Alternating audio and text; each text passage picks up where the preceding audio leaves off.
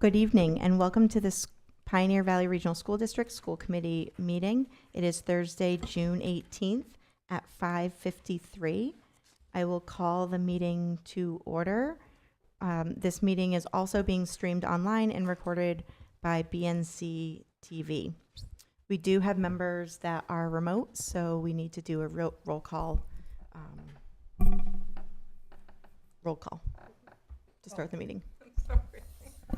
Michelle Geruso here. Sharon Fontaine-Leiden here. Raina Dastu here. Melissa? Melissa Ross. Northfield here.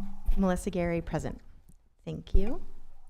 Okay, we are going to get right into the recognition of our retirees. And so who do we So want to we start are with? so happy this evening to have two very special people with us tonight. Deb Poilier, who is retiring from the Food Services Program, and Lisa Wheeler, who is retiring from a first grade classroom at Northfield Elementary School. Lisa, why don't we start with you? If you would please come up to the table. And do I understand your daughter will be saying a few words about you? Come on up. Her daughter, Lisa's daughter, is also a teacher in our neighboring district of Gilmontague. Lisa is a true veteran of this district. She's also a neighbor here in Northfield. She's been teaching for us for so many years, and we are happy for Lisa at this new chapter in her life, and we are also sad for our community. Her principal, Chrissy Schreiber, is here. Lisa's son is also here. Let's give him a shout out over there on the side. And welcome, Lisa and family. Okay, well, I was asked to come say a few words on my mom's behalf, and I was more than happy to do so, of course. So, hi everyone, and thank you for having me. For those of you who don't know me, my name is Katie, and I'm Lisa's daughter. I was asked to say a few words today to recognize my mom's 31 years of service in education. But as I sat down to write this, I kept asking myself, how do you possibly summarize 31 years? 31 years of changing lives, building relationships, navigating challenges, celebrating successes, and showing up day after day for children and families who aren't even your own. So please bear with me as I try to give it a shot. Growing up, I'll admit that there were times when I didn't always appreciate having a mom who knew absolutely everyone. We couldn't go anywhere without running into somebody we knew. A quick trip to the Creamy was never just a quick trip. We would stop to catch up with a former student, a parent, or a family who she had worked with years before. As a teenager and a child, I found it quite annoying, but now I find it quite incredible. As I follow in her footsteps and begin my own career in education, I've come to realize just how much of an impact one person can have. In just 180 short days, a teacher can change the trajectory of a child's life.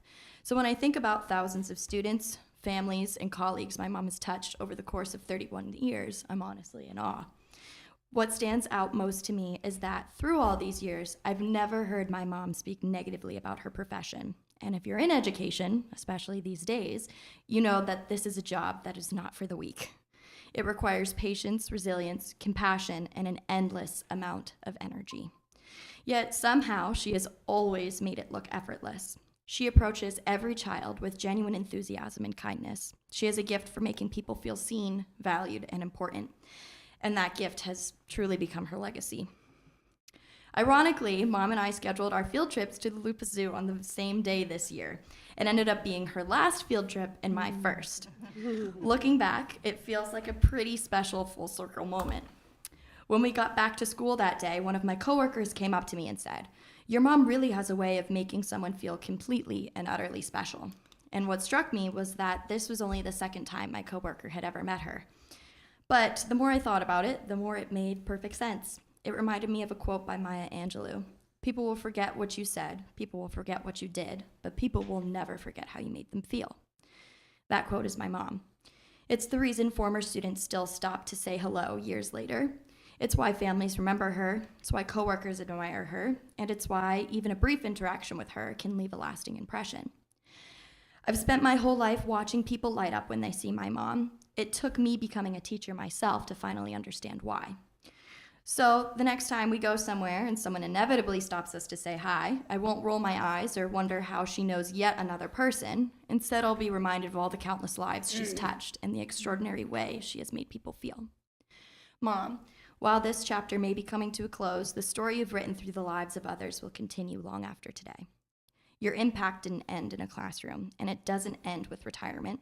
It lives on in every student you've encouraged, every family you've supported, every colleague you've inspired, and every teacher, especially me, who hopes to make a fraction of the difference you've made. Thank you for being the kind of educator people remember, the kind of person people never forget, and the kind of mom I'm so proud to call my own. Congratulations on your retirement. We love you, and we couldn't be prouder.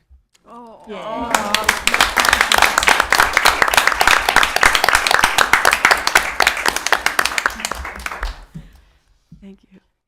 Lisa, would you like to say anything? No. I think my daughter summed up my career pretty well. 21 years working at NES was a fabulous journey. So always have a special place in my heart. It's a place where I was able to bring my own children to while teaching there and watching them fulfill their lives and becoming educators and their careers going forth. So I appreciate all that NES has given me over the years, a home, place, and it's always going to have a special place in my heart. So thank you for having me been part of this story. Thank you so much, you. Lisa. Lisa Wheeler,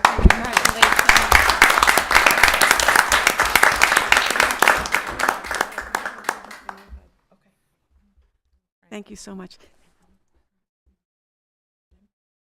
All right, Deb Poirier, would you like to come forward? And is it Miss Cheryl Brown who will be saying a few words about you? Deb Poirier, her husband Gary is here. Her two sisters are here. Once again, a family affair to recognize someone dear to the district. We will be sad to see you go, Deb. Cheryl, take it away. Well, I was not planning to say as much, so I'm sorry. Short and sweet. I've had the wonderful pleasure of working with Deb for the last 4 years in the Northfield Food Services. She has been a pleasure to work with. She's been really great. She can hold down the fort by herself if I need her to. I'm very happy with everything you've done for us and the kids over at Northfield and the meals that you've made and everything you've provided for us. And I just want to say thank you. And I'm super excited that you're going to get to have relaxing time in your gardens and up in Maine. So congratulations and thank you. All right. Deb, would you like to say a few words? Just a few. So, so I wasn't with the district for very long, but I feel like, you know, Cheryl and I were a team, and she's an amazing boss, and trying to provide fresh fruits and vegetables and good food, and kids learn about nutrition. She's an asset to your. I feel very lucky to have been able to work under her and under the district, and I guess I'll be able to pull out my cookbooks and especially baking books and start to do some fun stuff and probably drop it off to everybody because I really don't want to eat it all. And I really don't want Gary to eat it all. So if you see him coming in with something, you're going to know it's from Deb. So thank you. Absolutely. Well, NES is losing two remarkable women, Deb Poirier, Lisa Wheeler. Thank you for your service to our children. Thank you for service to our families and to your colleagues. We will miss you greatly, and we wish you the very best as you enter this next chapter. Thank you. Thank you. Thank you.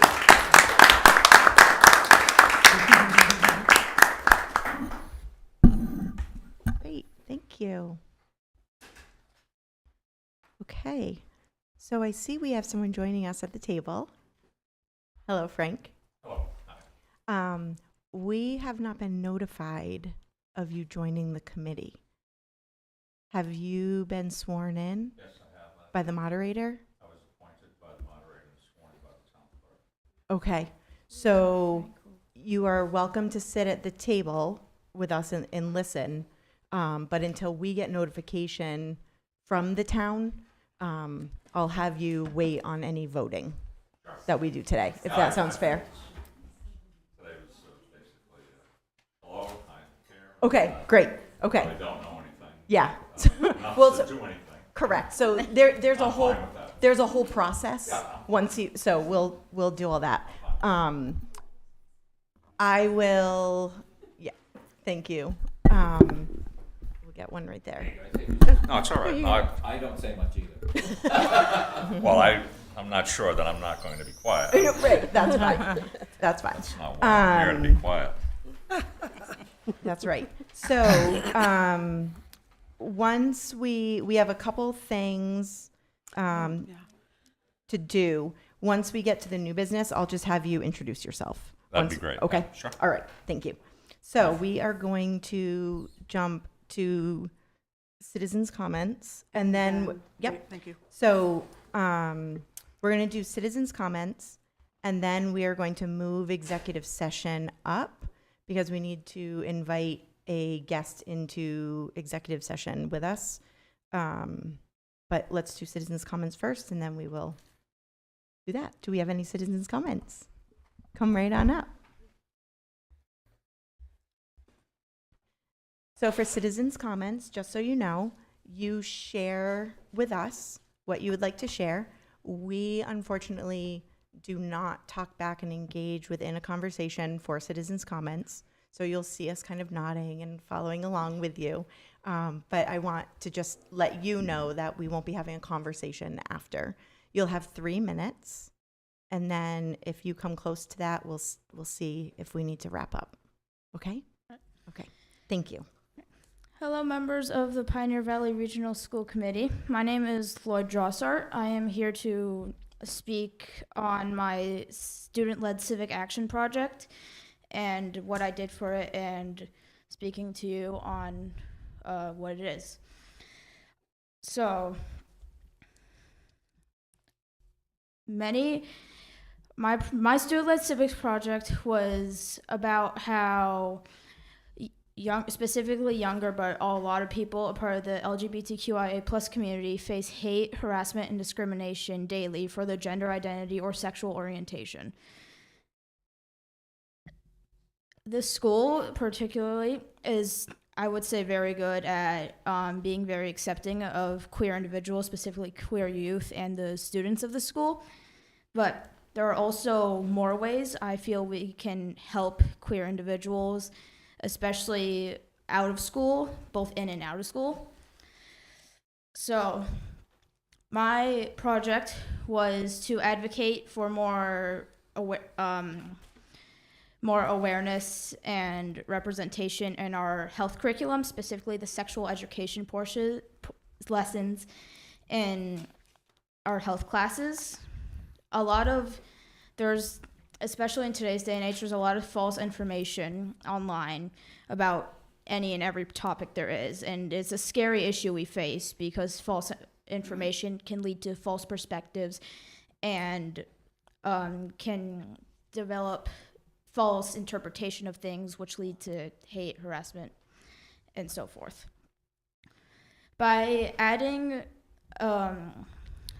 representation for queer individuals, for like explaining what labels mean, having talks on same-sex intimacy and stuff like that, or how to safely transition for trans individuals, I think would both lower the rates of bullying that people face in school and out of school daily because of lack of information, and would also give queer individuals who maybe don't know much about stuff or haven't been properly taught how certain things are, like how to safely transition or how to safely have intercourse with someone of the same gender as you.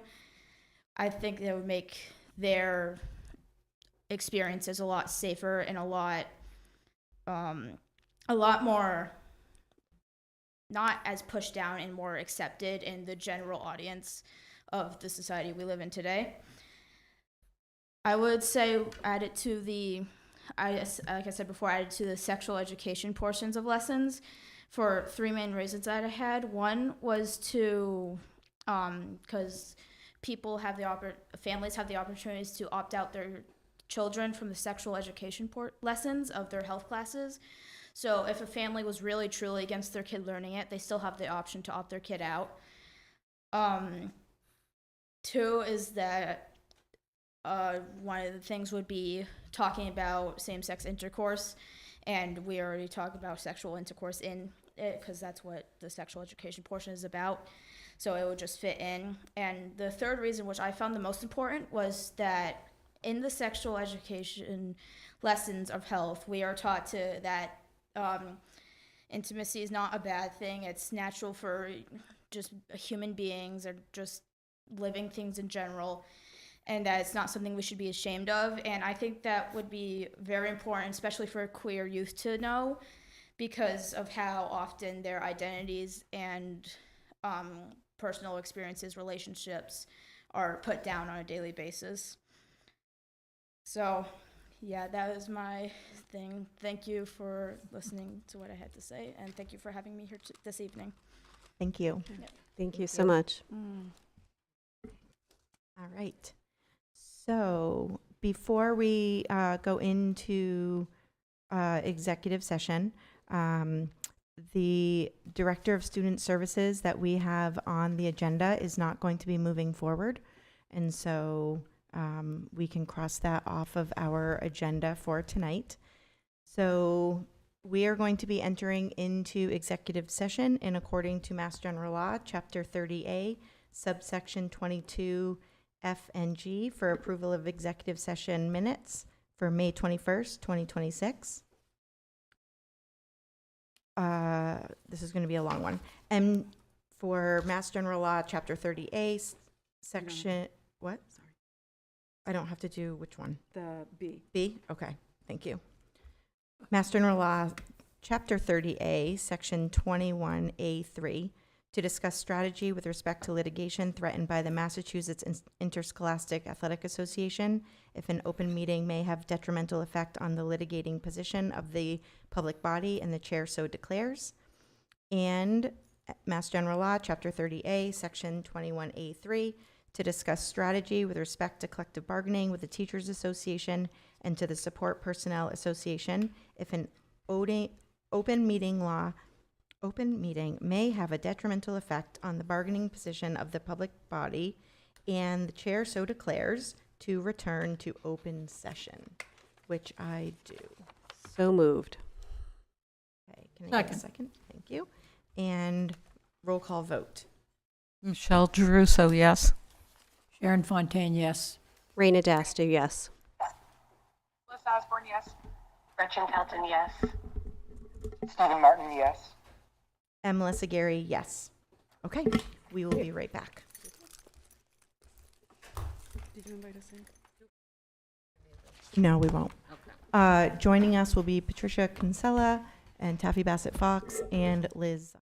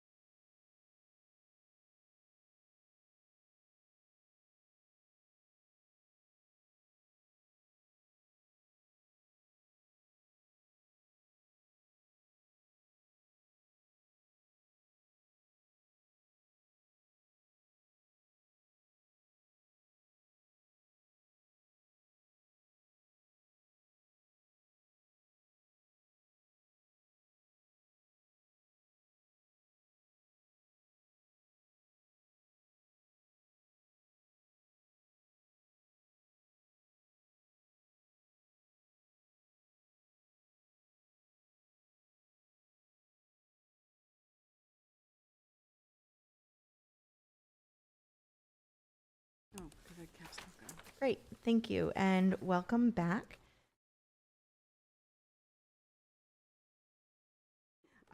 For the approval of minutes from May 21st, 2026.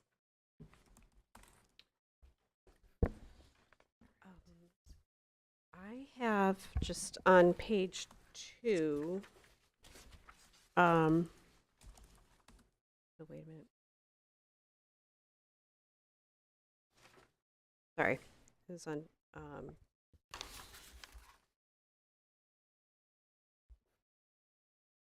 it's formatted differently, sorry. I'll try to find it. On page 2, I don't know if you had, under business, the N is missing in Vernon, second line down. Yeah, that No. wasn't what it was, but thank you. Okay. Good call, Michelle.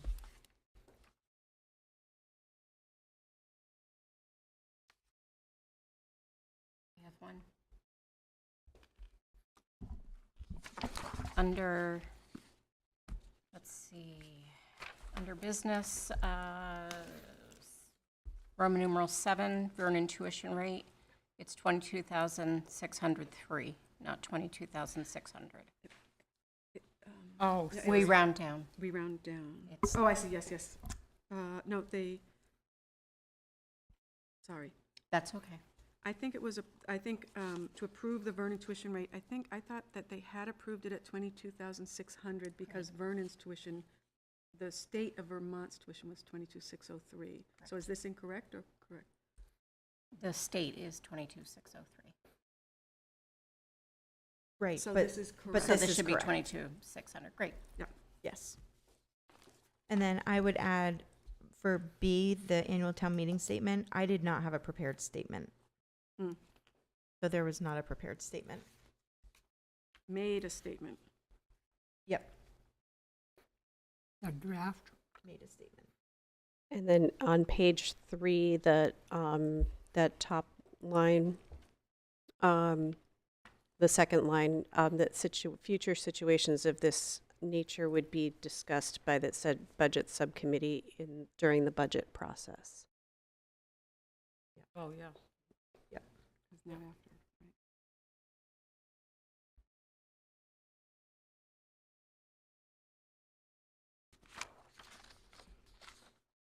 Okay, I would accept a motion to accept the minutes as amended. So moved. Second. Michelle? Michelle Drew, so yes. Sharon Fontaine, yes. Raina Dastu, yes. Melissa Russ, yes. Gretchen Kelton, yes. Stephen Martin, yes. Great, thank you, everyone. Oh, and Melissa Gary, yes. Sorry, thank you. Forgot about myself. Okay, so for reports, we, Principal Scanlon Amy just ran an election for our new student representatives. And so they are enjoying their summer break right now, so they are not here with us. We will be starting it back up within the first couple weeks of the fall. But we have 3 9th graders and 2 10th graders who will be joining us. Emma Goulding, 9th grade, Hannah Skrupa, 9th grade, Gunnar Tominski, 10th grade, Amy Van Doren, 9th grade, and Sophia Wood, 10th grade. And these are the grades the kids are going into. That is not their current. So they will be 9th and 10th graders, So you said student reps. student reps. We're going to have, So there's 5, so by law, there's 5 on the meeting, but 5 in the committee. you But- mean student advisory. Do you mean student advisory? I'm confused. Yes, it's the same, I think we're talking about the same thing. Oh, think okay. student I'm reps and thinking student reps that come here are two. That is the student advisory committee. Oh, okay. Those members come from the student advisory committee. Okay. So I thought that they elect to? So they decide, so typically, so 2 years ago, it was the chair of the committee that always Right. came to the meetings. Right. This last year, they wanted to spread the wealth, and so there was supposed to be a rotating schedule of the 5 members Okay. that were supposed to be coming up. So next year, there's going to be a little bit more of a formal, who is going to be coming on a regular basis conversation. Because aren't we, not by law, but by Yeah. MASC, Yeah. supposed to formally hear from the student advisory at least twice a year? There is no, I researched that. There's no, I looked at the student advisory handbook that they have, that the students have. There's no time,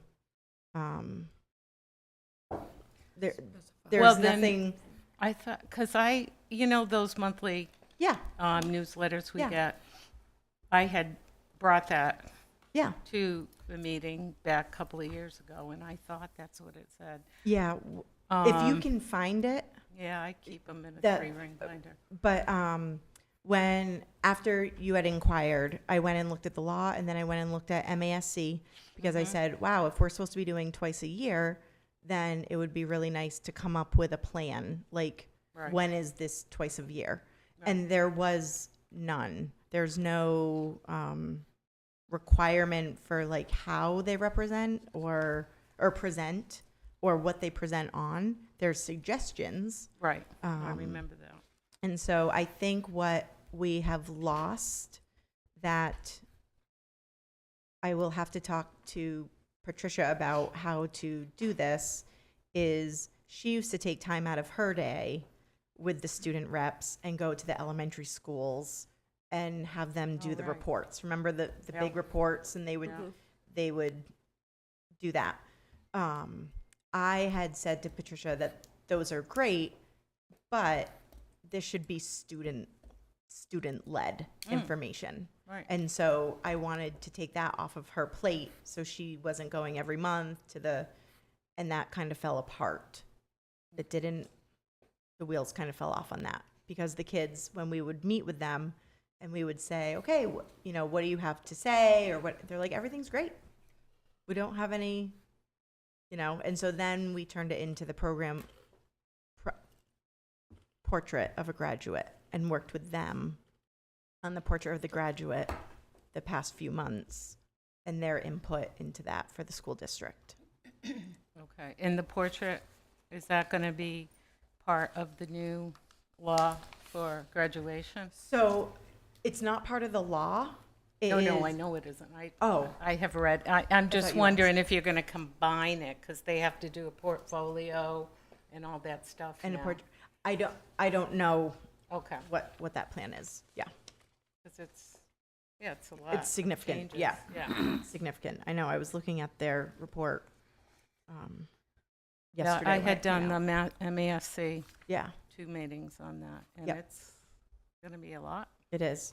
So we have 5 new students who will be joining us for next year. All right. And chair report.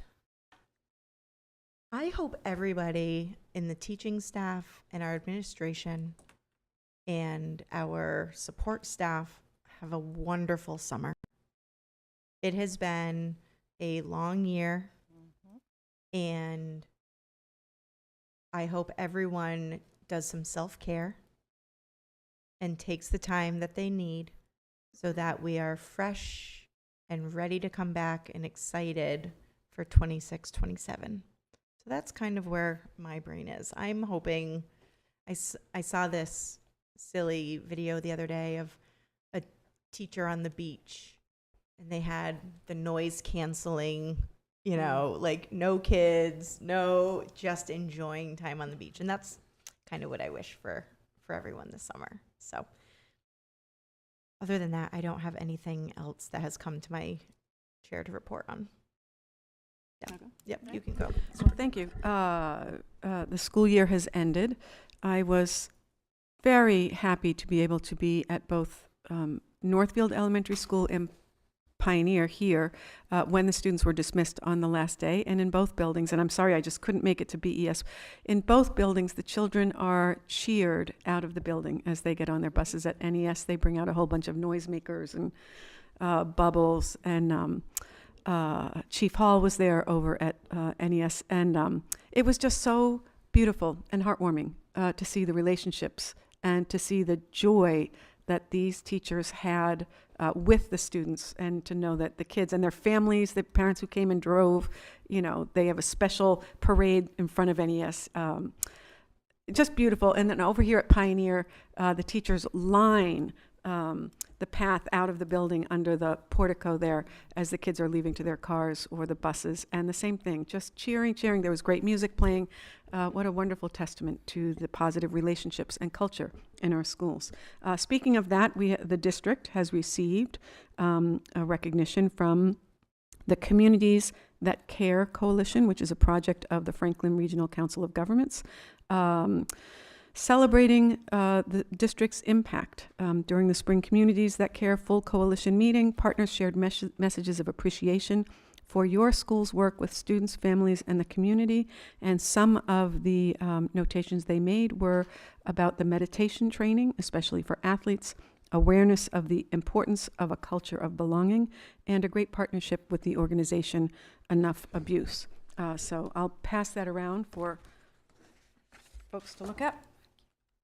And school committee, I sent you a little video clip, and I want to mention this for the public, of those civics action projects.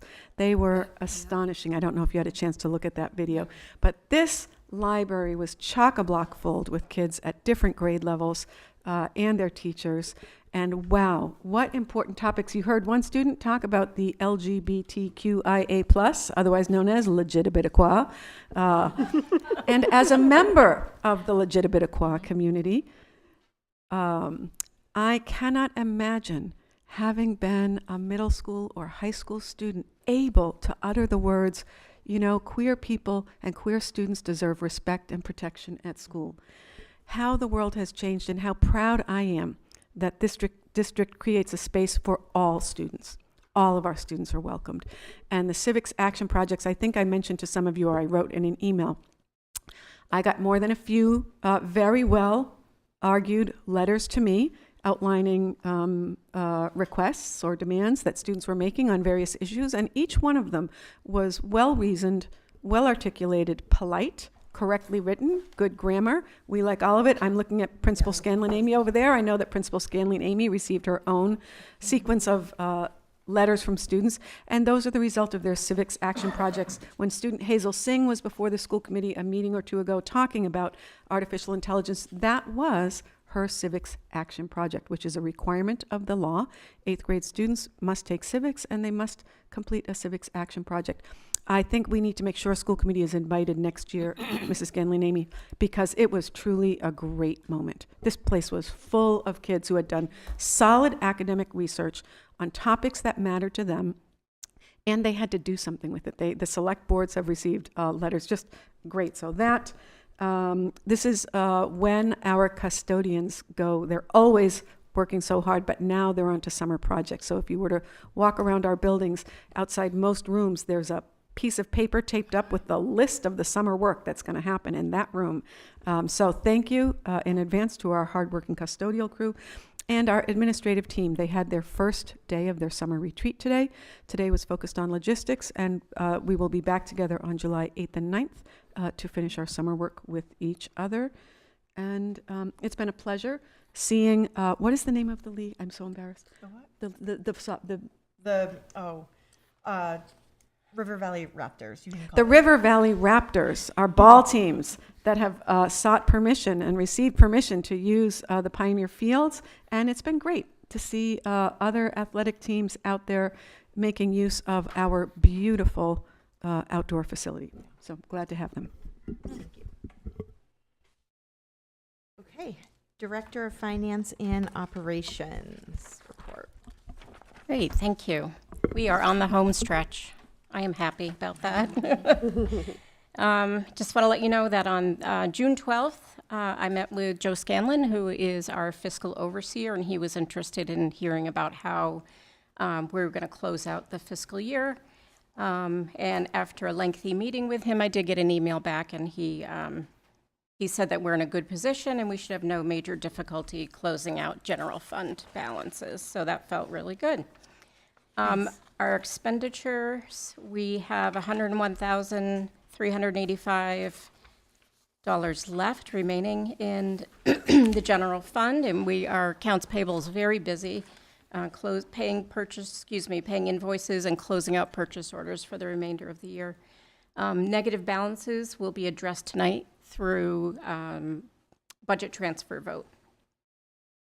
The revenue, I made an error on here. I said that the revenue that we received represents 21.17 of the budget. No, we have 21.17 left to go on the revenue. Just want to ease everybody's mind. Our fourth quarter assessments, remaining tuition, balances from Vernon and Warwick, those will post to our system in June. I'm requesting budget transfers for tonight. You do have a report in your packet of the proposed budget transfers. There will be another set of transfers proposed at the end of August just to clean up the year. And I'm happy to report that our food service had a profit this month of $7,840.22 for the month of May, which has lessened our total year-to-date operating loss to $2,654.97. A few months ago, our operating loss was $20,000 plus. So great testament to Cheryl Brown and her staff. If you'd like to pull out your food service report, at the request of, I believe it was Steve Martin, asked that on, on our monthly food service report, that I list out monthly what our monthly subtotal is, what our year-to-date balance is, and then what our fund balance is. I just want to make sure everyone's in the right place. It's at the bottom of the back side. So there's the side that has the green and yellow cells. On the back of that, at the bottom, there's a horizontal table. Thank you. That's the new information. Thank you. And just to clarify something, where's my piece of paper? So you will see the fund balance, so the monthly subtotal and year-to-date, that's only about expenditures and revenues. The fund balance takes into account a lot of other things, such as inventory, assets, liabilities. So if you try to do the math between the two, it's not going to work out. And it does reconcile by the end of the year.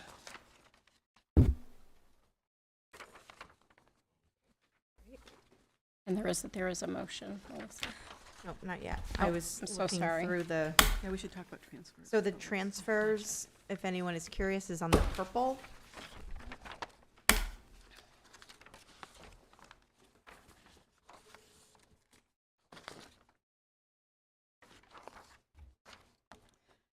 you talk through a little bit about what they are? Sure, absolutely.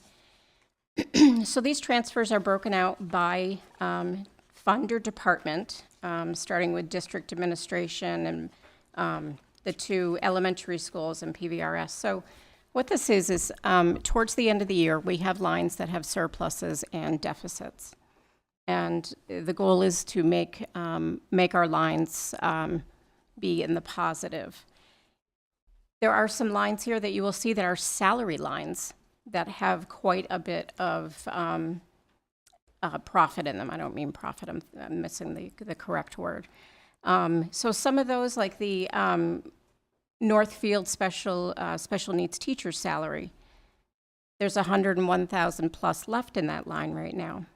So that line was budgeted for 95,000 plus more than it was last year. And so we had extra, and there was a new hire that came in at a lesser salary than the former teacher. We also had a long-term sub that was paid. So that is much less than a full-time salary position. And that is offsetting our health insurance because health insurance was so expensive. And that's the basic logic through here. Let me see some other ones that would.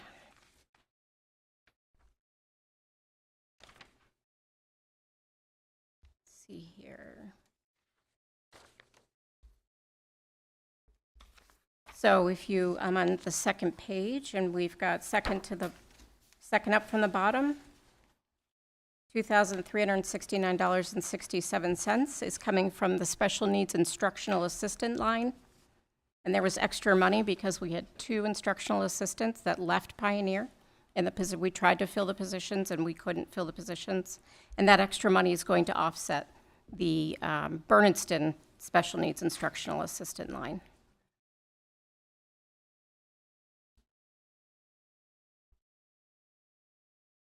Okay, so I would accept a motion to approve the budget transfer total in the amount of $582,261.36. So moved. Second. Michelle? Michelle Druso, yes. Sharon Fontaine, yes. Raina Dastu, yes. Melissa Ross, yes. Gretchen Kelton, yes. Stephen Martin, yes. Melissa Gary, yes. Great, thank you. Can I say something quick? Yes. So we appreciated the conversation at the last meeting about ensuring that we always keep an eagle eye on all of the finances, and in particular food services, given the history in this district of a multi-year food service deficit. So thank you, Taffy, for adding that table at the bottom. We'll just add that every single month, so you will always see a year-to-date. I want to make a reminder both to school committee and to the public, and to Mr. Ribeiro, who's here for the first time. These transfers must be approved in open session by school committee, and they then go to our fiscal overseer, who has to review them. And then if he recommends them, they then go to the commissioner. So it's a multi-step process, but know that our fiscal overseer reviews these, and then the commissioner has to sign off on any budget transfers. Thank you. I ask a question? Transfer to general funds or? Transfers among account lines within the general funds. So as Ms. Bassett Fox was, So it's the description, this is the description where they're being transferred to? Two. yes. Yes. Yes. So on the left-hand side, it's from, Yeah, right, got it. and then to. Yeah. Okay. And is there somewhere where there's a balance of that exists for the transferee or transfer? Do you want to say the papers? Sure.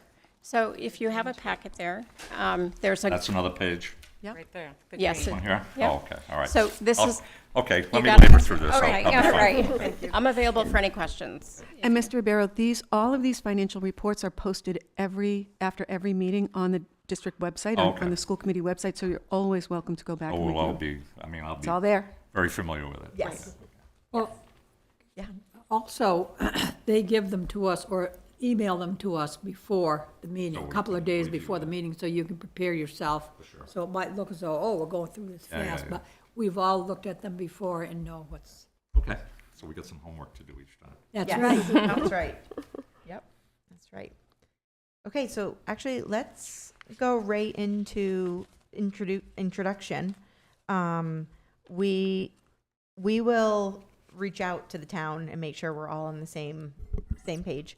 But welcome, Thank you. and if you don't mind, please Yeah, introduce yourself. my name is Frank Ribeiro. I've lived in Bernardston for 45 years. Had 2 children go through the PVRS system, so to speak, and they're doing very well as adults as a result, so I could say that. And of course, I was, a dad who, was involved, and so whether I was coaching or doing, whatever, and helping with homework and that sort of thing. I also participated in my community on various committees. I was 10 years or so on the planning board. Realized that I moved into a town, and I wanted to, make a connection. Figured small towns are where you can really, one person certainly can make a difference, and I felt I did. We had I don't know what it was. It was a booklet of zoning rules or something, a lot of henpecking and, scratching or whatever you want. And we developed a pretty good set of zoning laws, which for the most part have held up, with changes over the years. And then, various committees, building committee, and then I spent 10 years or so, someone said, hey, get on the finance committee. And so I was on the finance committee for many years, and interacted with superintendent, that because the school budget is the biggest thing. So I am somewhat familiar with, all the issues, a lot of the issues and stuff like that, and how much work it takes to come up with a budget that makes sense to everybody. So it's certainly, and I would have to say that my reputation is such that I'm pro schools, and also that I looked, to make the most of what we have, so that it works for everybody. That the taxpayer, and it's hard to balance that, of course, but I always felt that I was the chair, so a lot of on the finance committee, so a lot of the heavy work, and trying to negotiate and trying to get things to make sense to everybody, and trying to sell the program, fell on me. And so it was important that we spend our money judiciously, but also that we educate primarily. That's what our taxes, property taxes, should be for education. That's what holds up our democracy and all that kind of stuff. And so there I am, and now I'm sort of self-employed. I guess I hate to think that somebody says, "Oh, you retired?" Retired from what? No, I don't really view myself as retired. I part-time this and part-time that, but continue to be involved. So that's who I am. Great. Welcome. Welcome. Thank you. Okay. So, certification of withdrawal from Hampshire County Group Insurance Trust. Yes. Go ahead, Taffy. Okay. So in your packet, you have a memo as well as a form from the Division of Local Services. And so the state is allowing former Hampshire County Group Insurance Trust members, which we were, to spread an unexpected FY26 or FY27 health insurance deficit over up to 5 years. And this can help reduce, obviously, immediate budget impact. On this form, we have to elect that we're either going to opt in or opt out to amortize any deficit we have. We are recommending that we postpone this until, not make a decision to opt in right now, but to opt in FY27, so we can have a better look at possible deficits that we will possibly have. The other piece of the form is that school committee needs to sign to say that, yes, we have withdrawn from the HCGIT as of June 30th.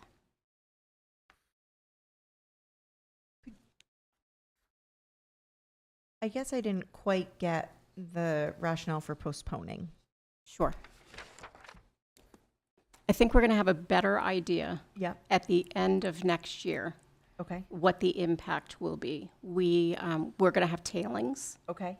We have a reserve at HCGIT, and we do get the tailings that come off of that we're going to have to pay.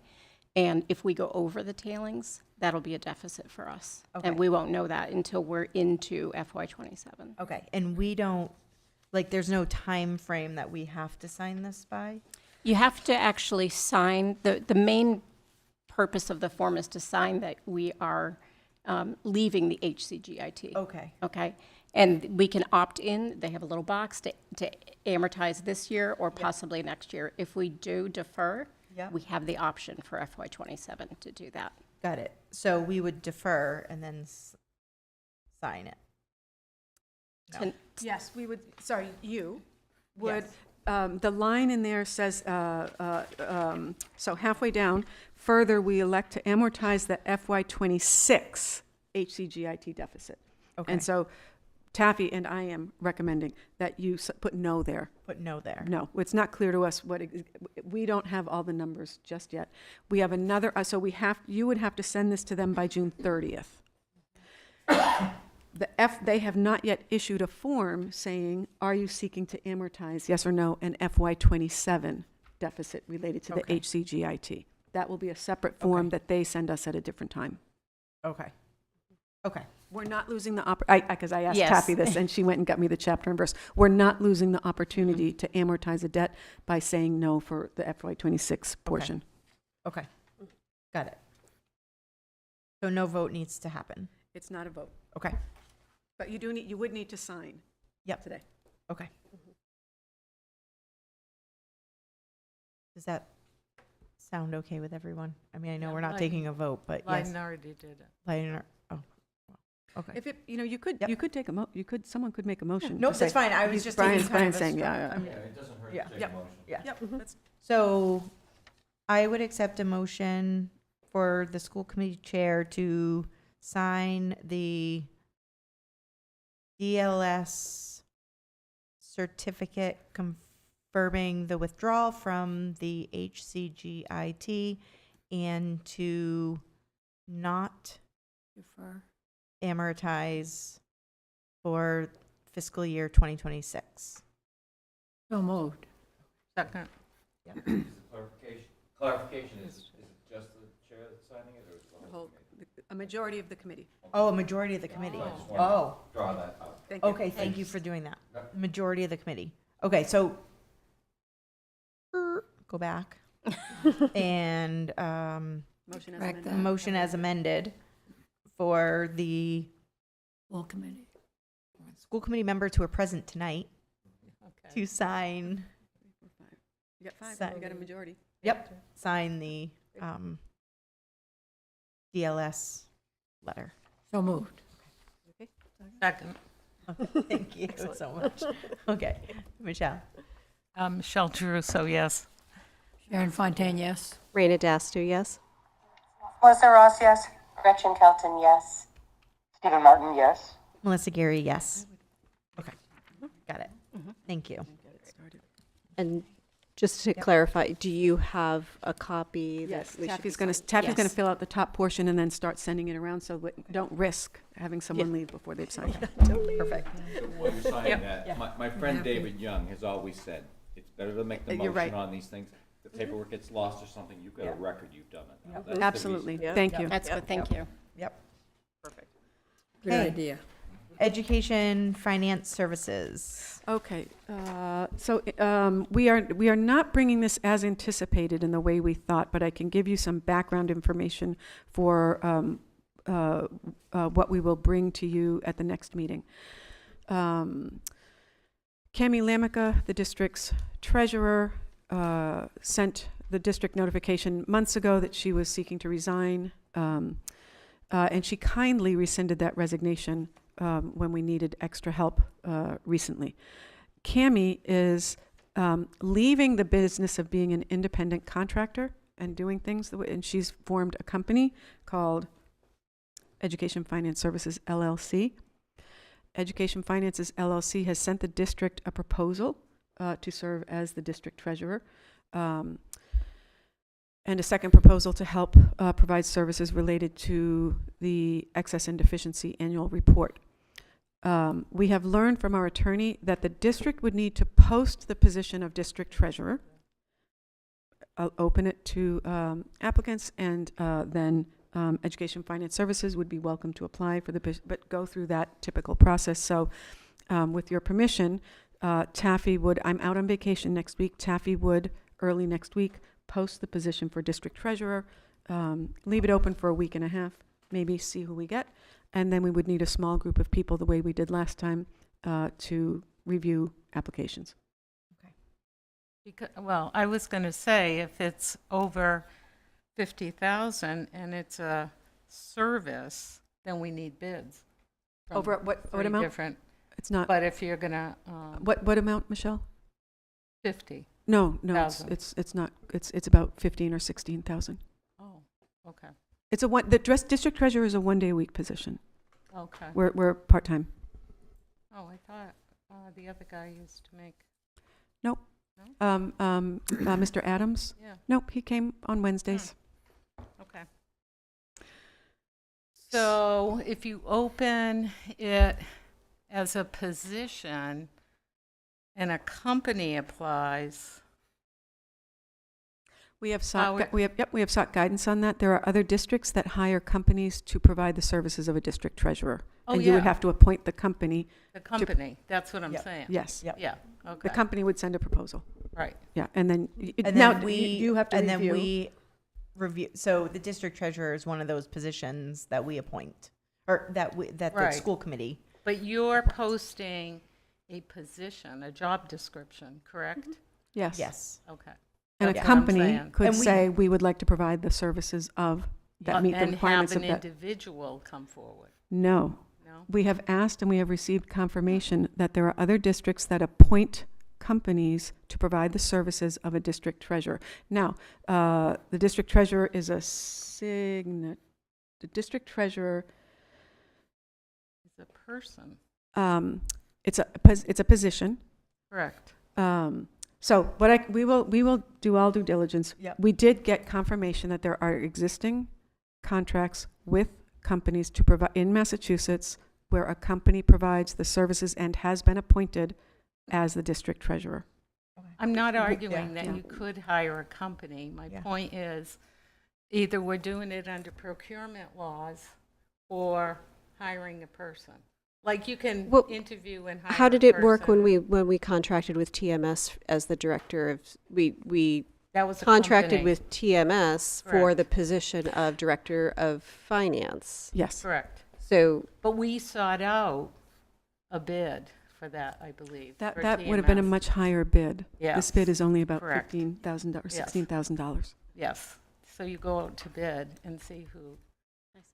So there is procurement laws, and then there's, the hiring of a person who you're gonna take under, Yep. as a employee of the district. Yep. Is what I'm saying, so if you're gonna, I'm just thinking about the posting. And just a reminder for school districts for procurement, it would have to be Oh, that's right, you're $100,000. higher. It have to be Don't $100,000. think of the town. Yeah, we're 50 still until they change the law. Okay, so, so we are not voting on No. this tonight? Nope. Okay. It would be good to know who on school committee would be willing to review applications with Taffy and me. Anybody interested? If no I one did it last- volunteers, I yeah. will. Yeah, it's totally up to you. I'm happy to do it. We did it last time. Oh, yeah, we did do it, yeah. We did it a couple months ago, so I'm happy to do it. Okay, Melissa? Okay. Great, thank you. Yeah, I don't have time, really. This is, Okay. All right, school choice, approval of new seats in grade 2 at NES. Yes, so you have a memo on that. Oh, Yes. sorry. No, you have a memo on that. Mr. Ribeiro, you're just going to keep your eye open on these packets you get electronically for the yellow papers, because yellow means a memo. Which gives a lot of information so that if you are watching the school committee, you will see that we go through some of these items fairly quickly. Yeah, I watched last month. so that's- Yeah. And much of that is because we have these Yeah. memos. And so we've all read these memos ahead of time, and so it gives us a lot of background Out of being information. prepared, yeah. Yes. Great. So school committee, you approved new school choice seats for next year, way back in February. And since that time, we've had a change in second grade at NES, and we've reevaluated the numbers. We've also had some families interested in seats. And the administrative team believes that it is reasonable and responsible to seek your approval for 2 additional school choice seats in grade 2 at NES for next year. I did note in the memo that it is possible that we will come back to you in early August seeking approval for 2 new seats in the kindergarten at BES as well. We've got a careful eye on the enrollment over there, and we have some families with kids already enrolled in the district through school choice who are seeking 2 seats. So for right now, we are asking if school committee would consider approving 2 new school choice seats in grade 2 at NES for next year. Can I just ask how many children are in there now? Yes, I should have brought that number with me. We have a student who is leaving, who's not indicated on there. Oh, yeah, that would be right in the numbers. Right in the number, right. Yeah, I was just thinking of that. We have this. Okay. You've got it. I don't have it in my packet. 13. Okay. I don't know. I don't have it. Thank you. All right. Right, so in grade 1 right now, we have 16 students. We learned that there will be a student leaving, which would bring us down to 15, and we felt comfortable with saying going up to 17 next year. Wait a minute, that's grade 1. Because that will be 2nd grade next year. Oh, okay. I see what you're saying. Because I was looking at 13 saying, oh, okay. All right. Okay. Okay. So I would accept a motion to approve 2 new school choice seats for grade 2 at NES for the 26-27 school year. So moved. Second. Michelle? Michelle Trusso, yes. Sharon Fontaine, yes. Raina Dastu, yes. Gretchen Kelton, yes. Stephen Martin, yes. Thank you. And Melissa Gary, yes. Great, thank you. PVRS field trip to Puerto Rico. Mrs. Oh, Scanlon, it's already Amy. here, Yeah. right. Venga.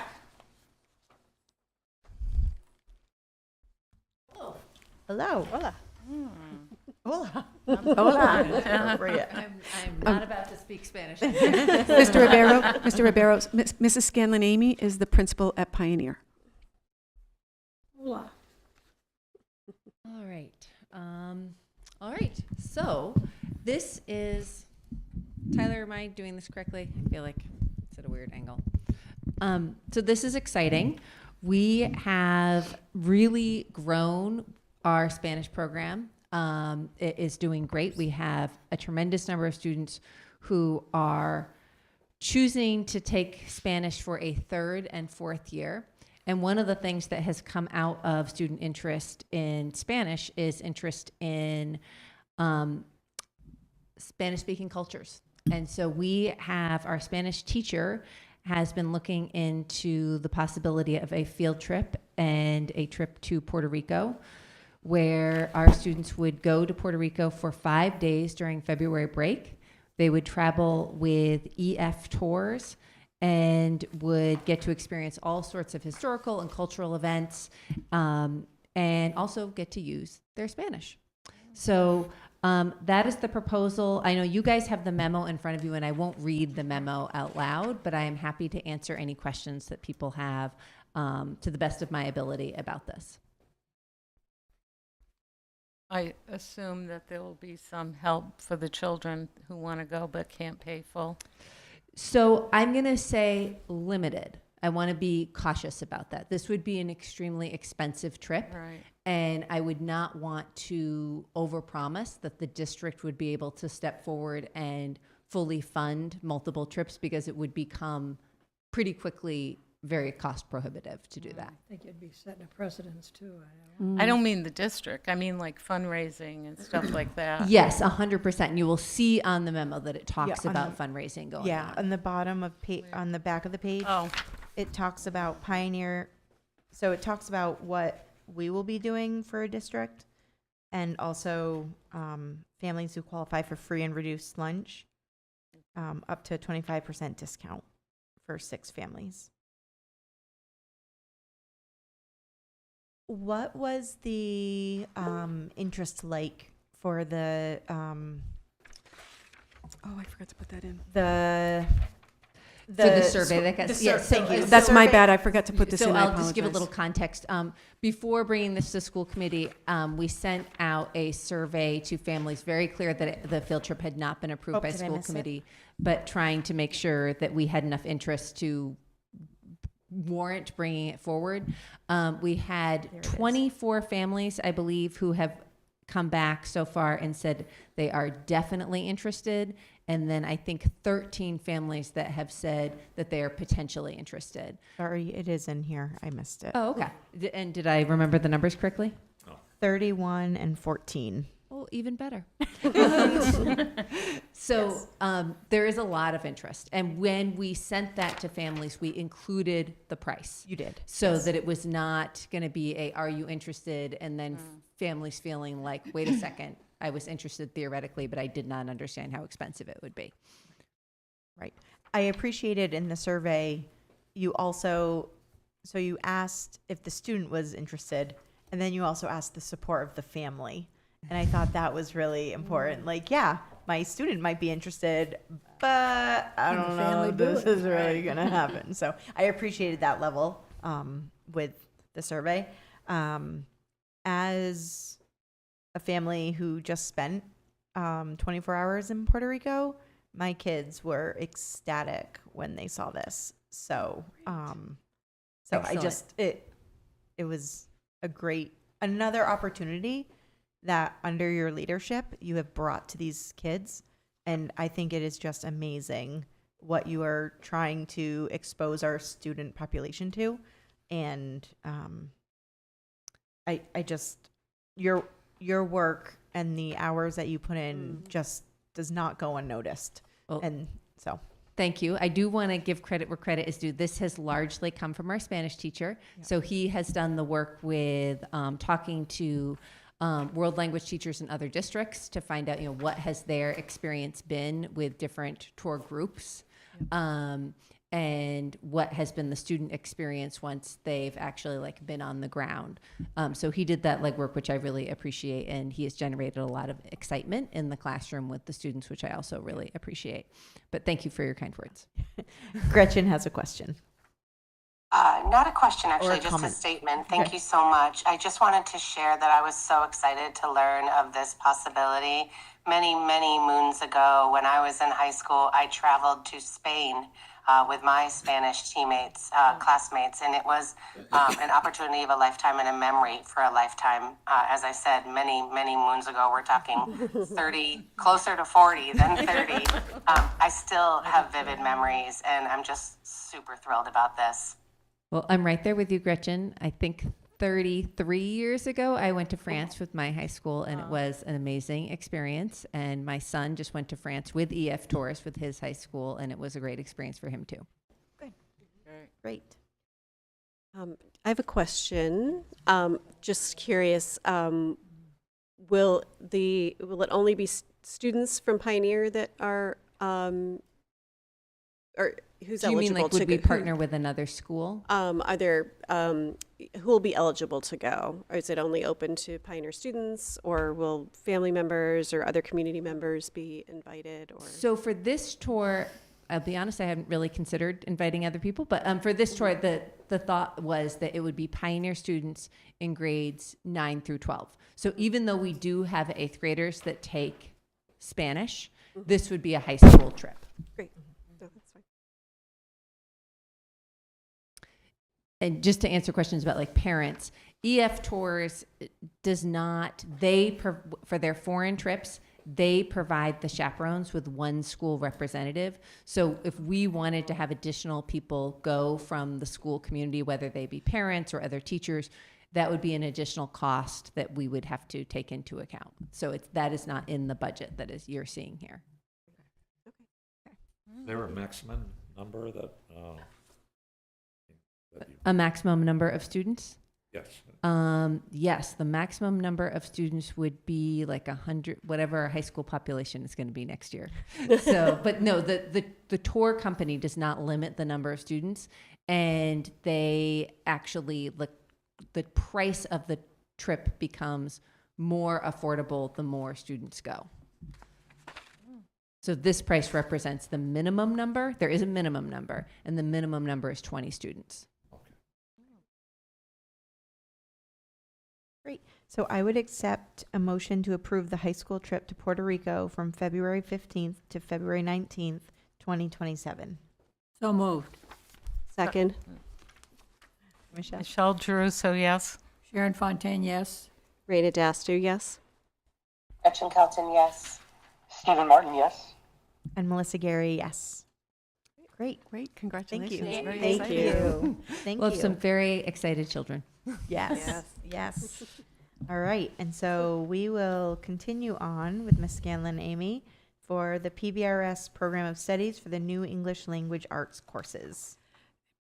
And Mrs. Scanley, Amy, before you begin, we had hoped to review this proposal with the Teaching and Learning Subcommittee, and unfortunately the scheduled meeting wasn't able to take place, but we did make an effort to meet with the subcommittee. So you're getting first look at this. How's that? Okay. All right. So since that subcommittee meeting didn't take place, I'm just going to ask the school committee if you would like to just kind of look at the memo, or if you want me to kind of talk through the rationale. So I can give you time. We can look at the memo, and then you can answer questions, or I'm happy to talk it through, whatever you'd like. I'd like to hear it. Yeah, just All right. So we have had a number of students in our junior and senior class who are challenging themselves. They are choosing in their last 2 years of high school to take AP classes and or to participate in dual enrollment in GCC, and we are thrilled about that. It also means that our needs as a school are changing. So it used to be, I think, that a few students chose to challenge themselves with dual enrollment or AP, and that most students were taking kind of standard level high school English and math classes. As that shift has taken place, we have seen that those standard level classes have become smaller and smaller in number, and we are seeing that it no longer makes sense to have a separate grade 11 English class and a separate grade 12 English class, because the enrollment numbers end up being quite small, and especially in an English class where discussion is such a huge portion of the learning. You want to have diverse perspectives that can talk about the literature that is being read in the class. So having a class of 6 kids is not ideal. So what we are proposing is to combine, to kind of take our traditional structure of grade 11 English and grade 12 English and replace it with a 2-year rotation, one that would focus on American literature with a kind of core focus of identity and independence, and then a second course which would be run on opposite years focusing on world literature. And this would mirror the format that we have for our AP English classes. So right now we have AP Lit, which gets offered on 1 year, and then AP Lang gets offered on the opposite year. So we'd be putting in place the same kind of rotating schedule. And by doing so, create larger classes where there is an opportunity for students to engage in more robust discussion with a wider range of viewpoints.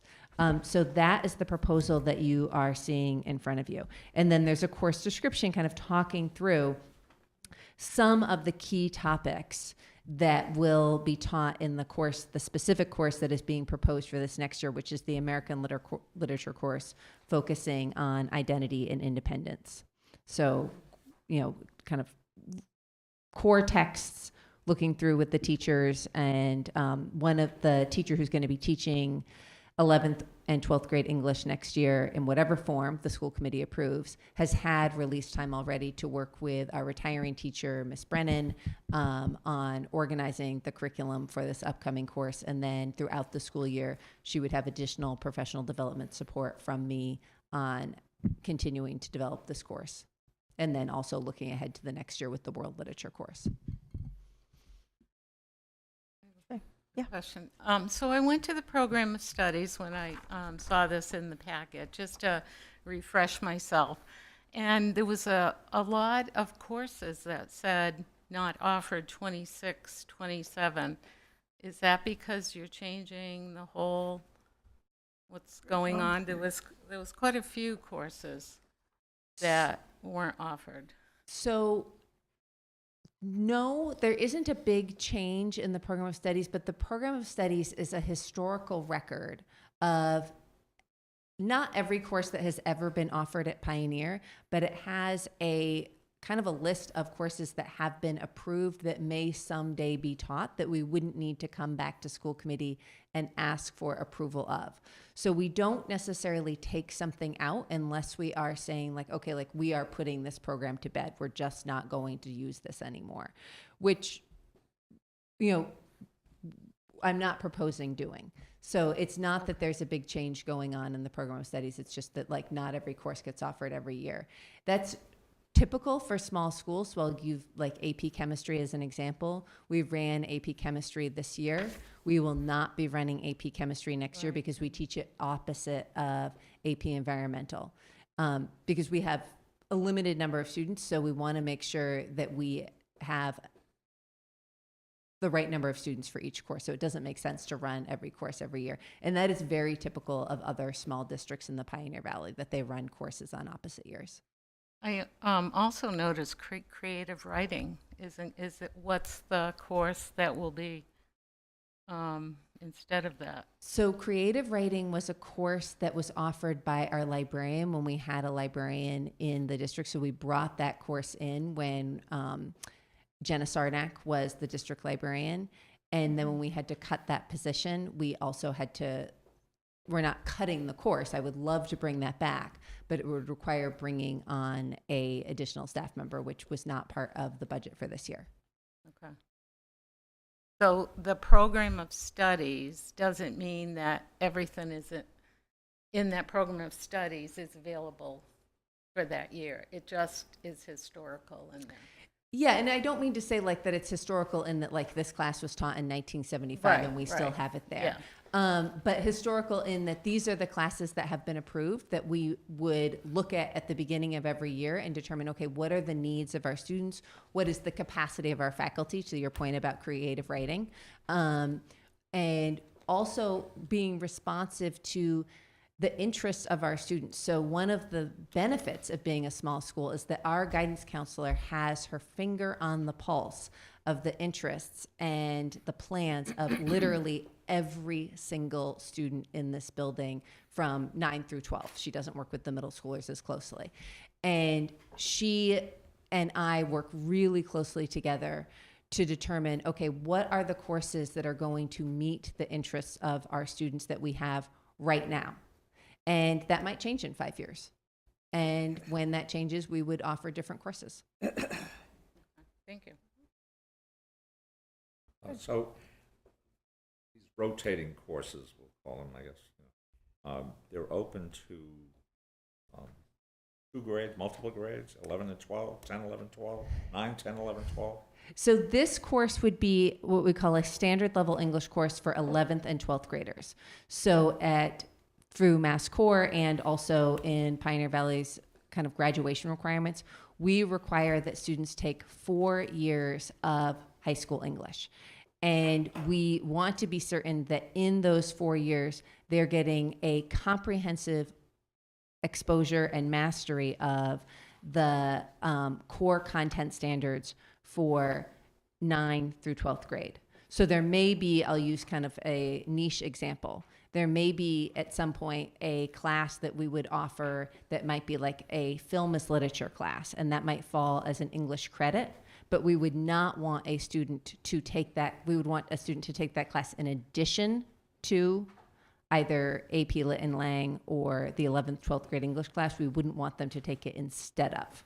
So this is a core content class that students would either need to take the new classes that we're proposing or AP Lit and Lang during their junior and senior year, or participate in dual enrollment English classes at GCC.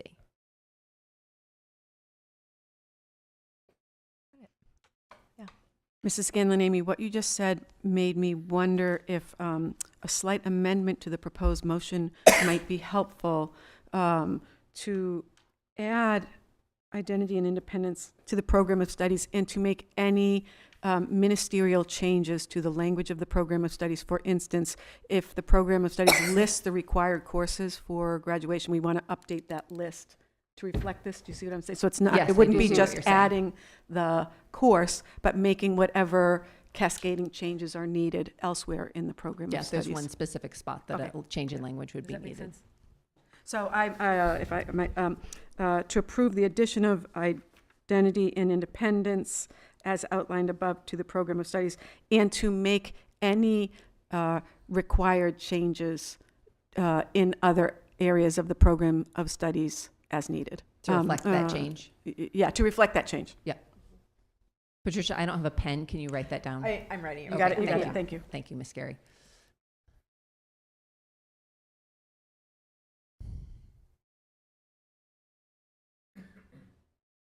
Okay. So I would accept a motion to approve the addition of identity and independence as outlined above to the PVRS program of studies and to make, any required changes to reflect that change. So moved. Second. I was going to say second. Okay. So moved and seconded. Okay. Michelle Geruso, yes. Sharon Fontaine, yes. Raina Dastu, yes. Gretchen Kelton, yes. Stephen Martin, yes. Melissa Gary, yes. Great. Great. Thank you. Thank you, Thank guys. you, Principal Scanlon. Thank you. Thank you very much. Chief Procurement Officer. Well, don't you know? To do this every year. Right, this is timely, huh? No. This, your memo, we are making a request that the school committee consider appointing Ms. Bassett Fox as the district's chief procurement officer. Ms. Bassett Fox already holds certification as a Massachusetts certified public purchasing official. And I am so happy to report Mrs. Bassett Fox this week earned her full licensure as a Massachusetts school business administrator. Congratulations. Yes, that was so much work. That required extensive documentation, and I was very happy to sign on the dotted line for the department. Congratulations, Mrs. Bassett Fox. Congratulations. So, per the state's Chapter 30, and there's a Chapter 30B manual, which is interesting. You've got a link there. You can click into it. A chief procurement officer is responsible for buying, leasing, renting, or otherwise acquiring supplies or services, overseeing the solicitation, evaluation of quotes, bids, etc., providing ongoing training for staff to make sure all of us are aware of Massachusetts bid laws, ensuring that all applicable bid requirements have been met, and maintaining all bid files for the legally required retention period. We need to have a chief procurement officer if we want to use the request for proposals process that the state outlines in Chapter 30B for procurements greater than $50,000. So it behooves the district to have a well-qualified and certified chief procurement officer named on staff. And so we are making this request of the school committee. I have a question. Who has been filling this role or performing these duties until now? Before me Or during? Jordan was before me. Uh-huh. Yeah, before me. Yes, Jordan was named as Yes, he was Right. chief procurement Okay. office before. So in this past year, have we not had a procurement officer or? I mean, I have Or been, you've and been- you just haven't been officially Yeah, named. okay. I mean, I'm certified, so I'll let you. Okay, I couldn't remember. It sounded familiar. I wasn't sure. And if when we we've had voted on really this. big bids, we've gone to FERCog Okay. to have, they have a very reasonably priced process and really nice, easy to work with staff. FERCog, the Franklin Regional Council of Governments, an agency that provides really great services to municipalities. We've used them also. So I would accept a motion to appoint Stephanie Bassett Fox as the district's chief procurement officer. So moved. Second. There We you did go. it right. We did. Michelle? Oh, Michelle Geruso, yes. Sharon Fontaine, yes. Raina Dastu, yes. Gretchen Kelton, yes. Stephen Martin, yes. Melissa Gary, yes. Great. Thank you. Thank you. Thank you. Congratulations. Disposal of surplus property. We continue to clean up, literally, in the district. You have two surplus properties. The first one in front of you is a request to approve disposal of elementary library books that are either outdated or in poor condition, or are duplicate titles. Mr. Ribeiro, as a public entity, we need to seek permission from our approving authority before we get rid of items, because these items have been purchased with public funds, and so we are accountable to the public. I don't have authority to just dispose of things. So as you can see, our terrific elementary librarian, Ms. Pam Burke, has given you numbers here. We're seeking to remove 467 books from the NES library, representing 5.9% of that collection, and 513 books from the BES library, representing 6% of that collection. This process is known as weeding. I became familiar with weeding when I worked in the Brookline Public Schools with the 8 elementary librarians there.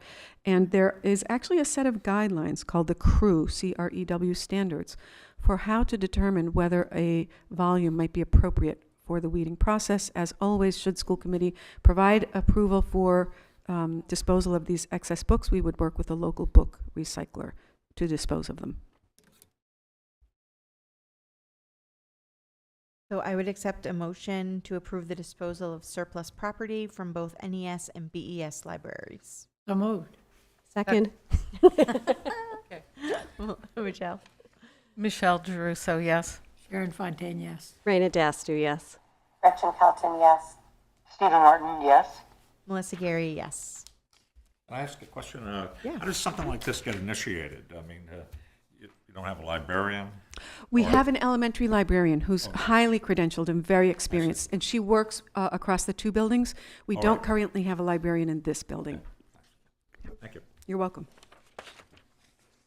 The dungeon.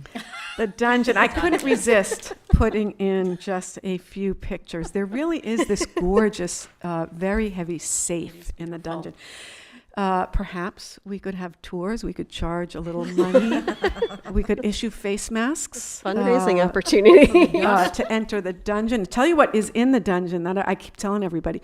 In the very far corner of the dungeon, rolled vertically, leaning against the wall, are old school wall maps. You know, the maps that are about 7 feet wide? Yeah. I want to get a couple of those up in my office, but maybe we Yeah. could Those are sell. awesome. They're awesome. And I don't know what the maps depict. I have not yet. Probably the USSR. Probably Because the that's what was in my classroom, USSR. and I had to draw.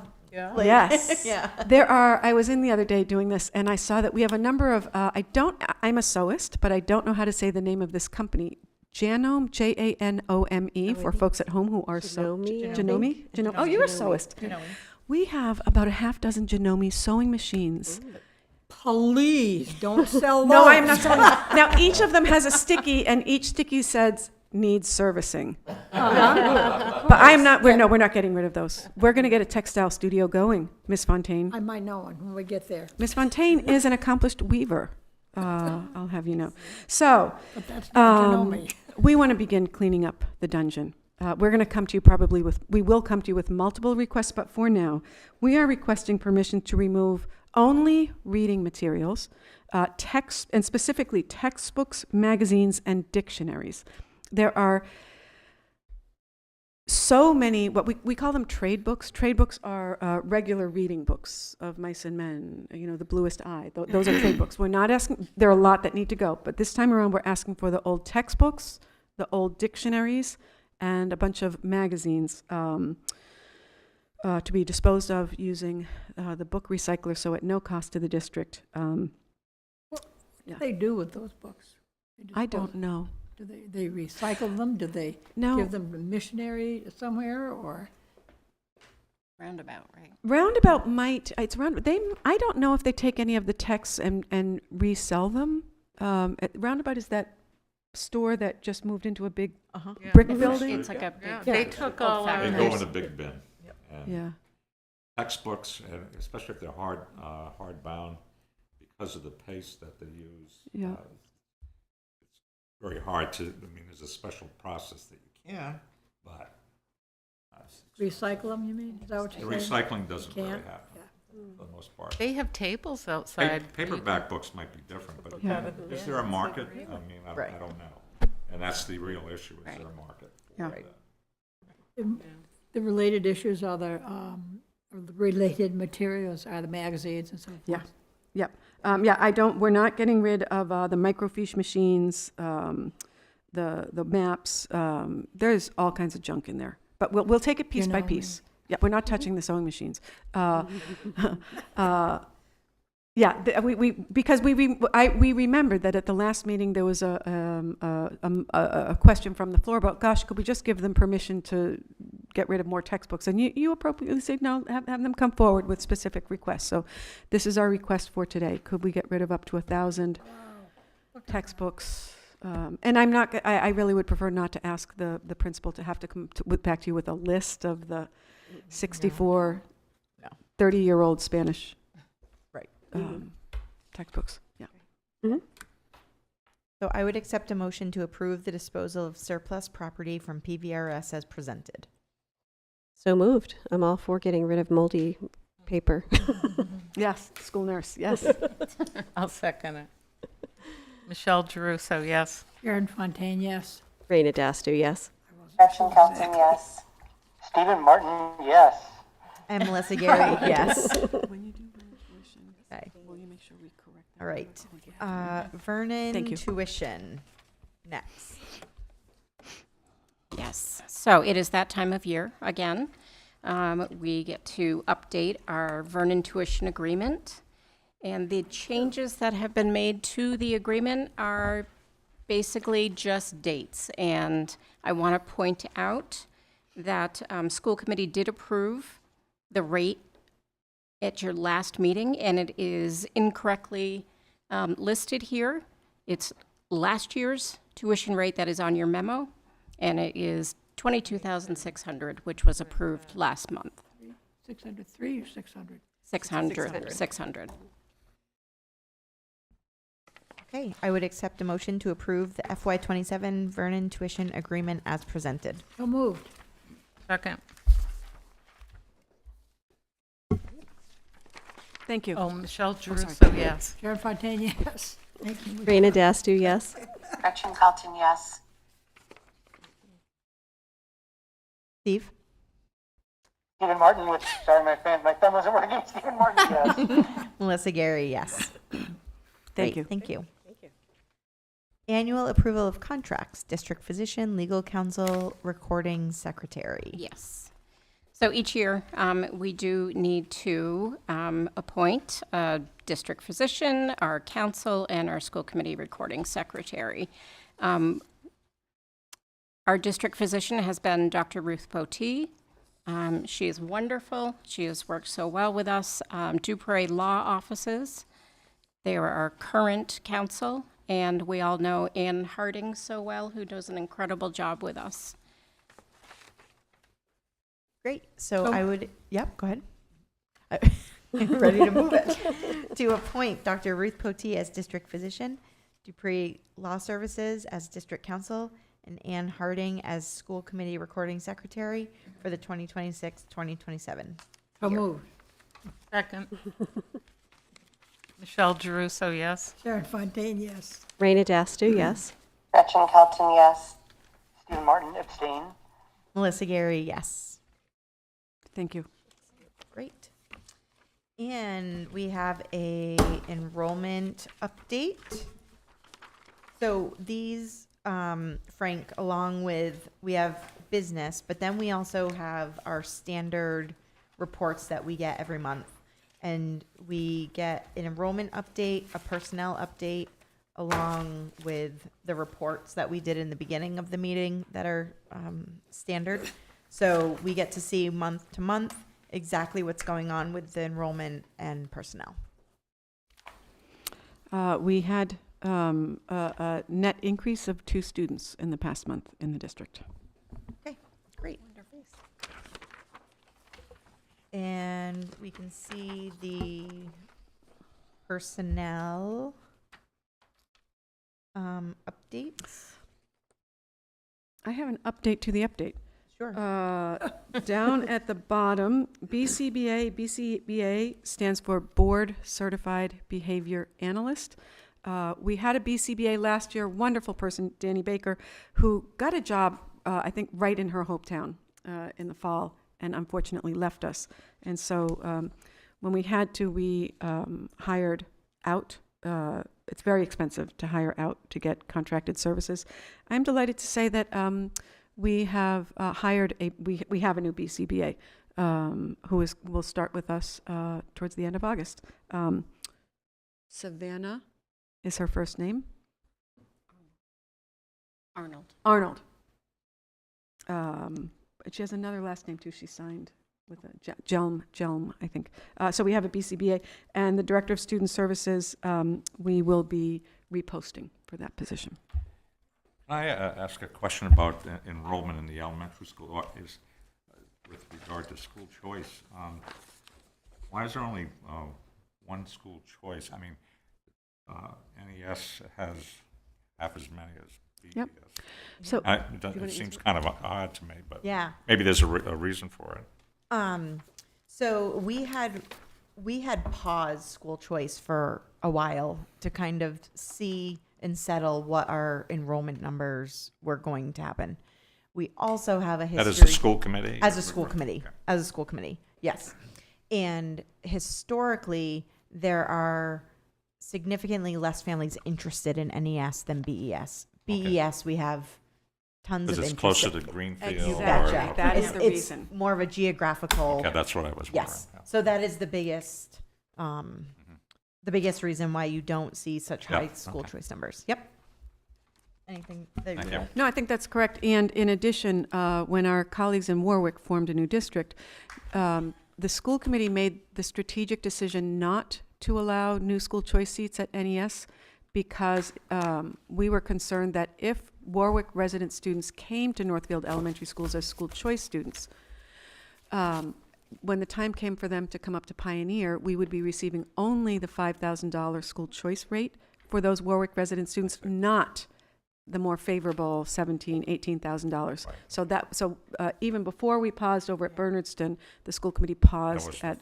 So we didn't have that influx of kids each year that we would typically have. And just historically, Warwick's been very aggressive in their school choice as well, and we're drawing from the Northfield market. Yeah. So, it's a different setting, but it's also closer to some of the other folks that would be coming here, I think, if Warwick are not available.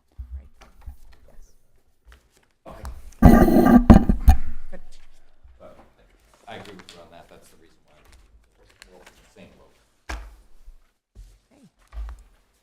So on to the back page. So rare do we actually have a 2-page agenda. So we just have to approve the MOAs that we met about in executive session. And then we can wrap it up and go home. We have to do them individually, or? Yeah. Yes, that's how we've typically done it. So I would entertain a motion to approve the MOA, PVREA, and PVASP tiered stipends at PVRS. So moved. Second. Michelle Geruso, yes. Sharon Fontaine, yes. Raina Dastu, yes? Gretchen Kelton, yes. Stephen Martin, yes. Melissa Gary, yes. I would entertain a motion to approve the MOA with the PVREA for Playful Learning Institute stipends. So moved. Second. Michelle Geruso, yes. Sharon Fontaine, yes. Raina Dastu, yes?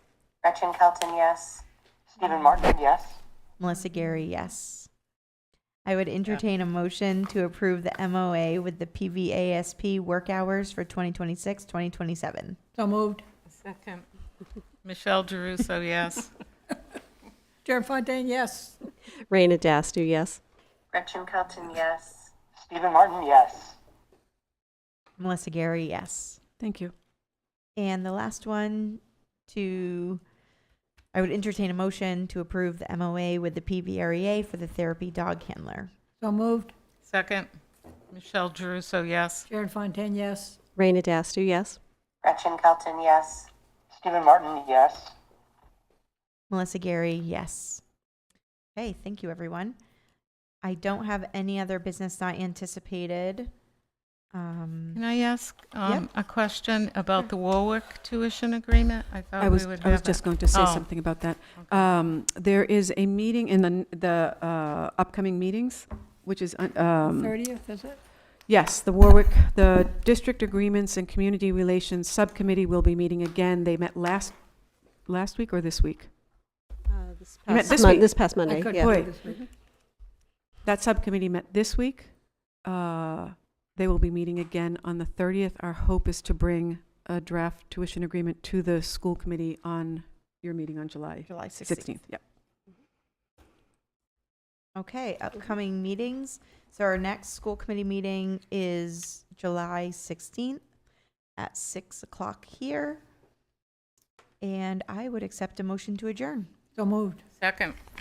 Okay. And roll call? Michelle Caruso, yes. Sharon Fontaine, yes. Raina Daster, yes. Gretchen Carlton, yes. I feel like a robot. Stephen Martin, yes, and thanks, everyone. Melissa Gary, yes. Meetings. Okay, we're all set. Thanks, everyone. Thank you. Thank you, Tyler. 8:03. Excellent. I know, I was hoping for 8 o'clock.